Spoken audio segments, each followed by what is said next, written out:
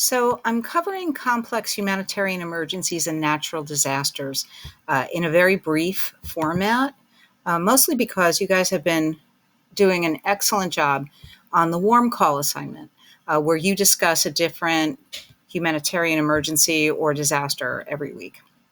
I have been following along with them. Um, so, we're going to only do 3 slides. The importance of natural disasters and complex emergencies. They do cause a large burden of disease and DALI on a very sporadic, unexpected basis. But they can be defined as any occurrence that causes damage, ecological destruction, loss of human lives, or deterioration of health and health services on a scale sufficient to warrant an extraordinary response from outside the affected community area. So it's something that gets the world's attention. We have natural disasters, and these are usually caused by severe weather events, although it's kind of interesting. I tried to see whether a pandemic, a global pandemic, counted as a natural disaster, or does it count more as a complex emergency, especially when it's played out over a long period of time. Um, Most of the things that we think of as natural disasters are severe weather events. And we have complex emergencies, and these can include man-made disasters like armed conflict, civil unrest, gang violence, mismanagement of land, energy, or distribution, such as driving indigenous people off of their land. The global pandemic is considered more of a complex emergency by most sources, but not all. There's a little division of how people are looking at COVID-19 right now. Um, Complex emergencies can also include things like, the Chernobyl explosion, which created the potential for toxicity in larger areas, displaced a lot of people, and had a major impact on the environment. The impact of natural disasters and complex emergencies, they do directly cause death and DALI. So think of a tsunami, it kills people right away, but it also erodes infrastructure. So all of the systems that were in place to ensure healthy function of a society or community can be wiped out instantly. And that can include communications, it can include transportation, it can include healthcare facilities, power grids. All of these things have impact on the infrastructure that supports good health. And they create vulnerabilities for people. There's an increased burden of poverty when there's economic loss, when you no longer have a job to go to. Food insecurity, obviously, some of these will impact crops, particularly things like floods and droughts. Disease hinders opportunity for economic growth. And then we have some sequelae. So in cases where there are floods, think about Hurricane Katrina or typhoons, you have a lot of standing water that can support waterborne illness. And so there are other impacts as well from natural disasters.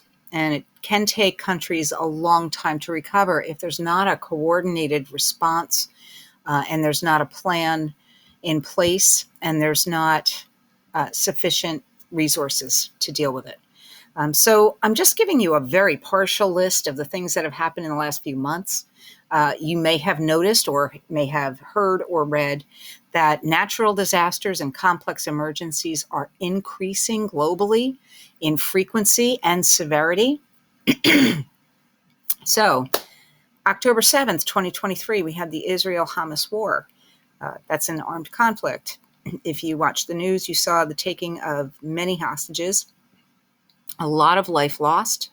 And it's also creating a burden of DALI. It's disruptive to other functions for health, and it's creating a mental health emergency for many people. In September 10th, 2023, the floods in Libya, creating a lot of devastation there. August 30th of 2023, Hurricane Idalia. We've seen an increase in hurricanes and severe weather events, tornadoes, earthquakes, all sort of related. And there are a lot of theories about that. Climate change is definitely a factor. Some people propose that fracking is creating another risk factor for these natural disasters. August 10th of 2023, we have the Maui wildfires. They are just starting to recover from that. Many lives lost, and a great burden of dallies. July 26th of 2023, we had Typhoon Daksuri in the Philippines. And you see that it's taking people in poorer countries a lot longer to recover from these events. And then we have man-made disasters. We have armed conflict all over the world. Haiti, they're sending troops from Kenya into Haiti to combat gang violence.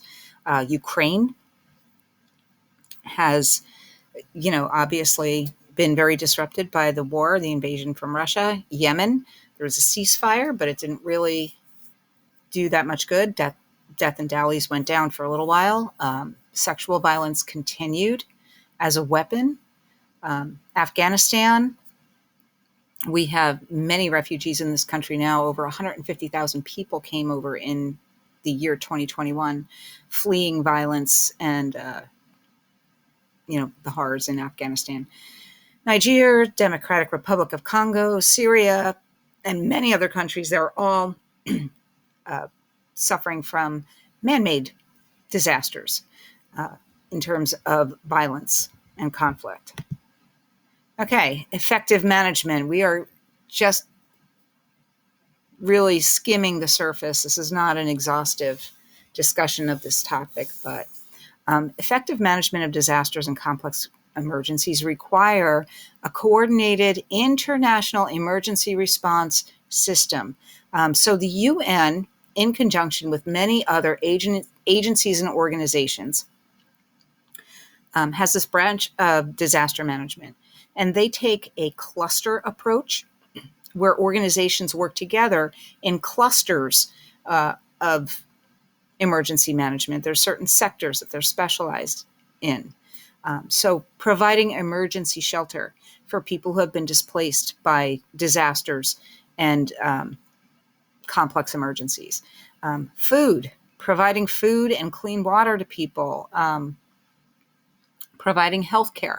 So there are different agencies that work together to provide these solutions. And WASH, obviously, clean water, sanitation, and hygiene.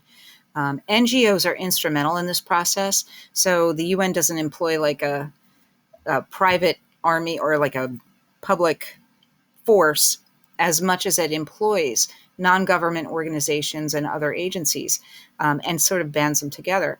They are instrumental in providing humanitarian assistance whenever there's a disaster. In this country we have FEMA, but other countries may not have those resources.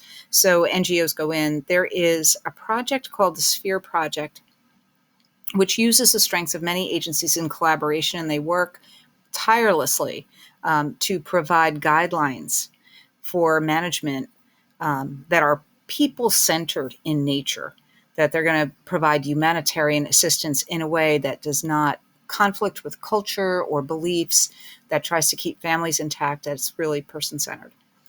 So that is just a really tiny, tiny amount of information about managing disasters and complex emergencies.